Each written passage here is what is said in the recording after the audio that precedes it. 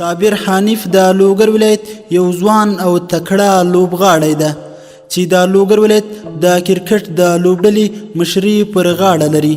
تر دې وړاندې ډېرې لاسته راوړنې درلودې خو په دې اخره کې د لوګر ولایت لپاره په خوست کې د سرپل ولایت د کرکټ د لوبډلې پر وړاندې پر 115 بالونو 252 ناسوځېدلې منډې جوړې کړې چې په دې منډو کې 10 شپږیزې او 28 څلوریزې شاملې وې. نو په دې ویاړ ورته ځوانان مخې ته راغلي وو او ګلان یې ور پر غاړه کړه او تر کوره یې بدرګه کړ.